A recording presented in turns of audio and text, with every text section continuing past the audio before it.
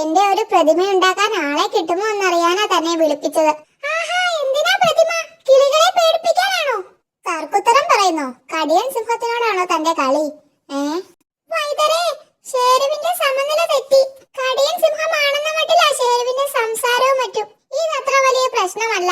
ഈ മരുന്ന് വായിലിട്ട് കൊടുത്താൽ മതി. തന്നോടല്ലേ പറഞ്ഞത് പ്രതിമ ഉണ്ടാക്കാൻ ആളെ കണ്ടുപിടിക്കാൻ. അസുഖം കുറഞ്ഞിട്ടില്ല. പോയി പ്രതിമക്കാരനെ കൊണ്ടുവാ. വായ നന്നായി തുറന്നു. മരുന്ന് വായിലേക്ക് എറിയാം. എന്താണോ എന്റെ വായിലിട്ടത്? മരുന്ന്. സട കൊഴിയാനുള്ള മരുന്നാണോ? അപ്പോൾ മരുന്ന് ഫലിച്ചില്ല.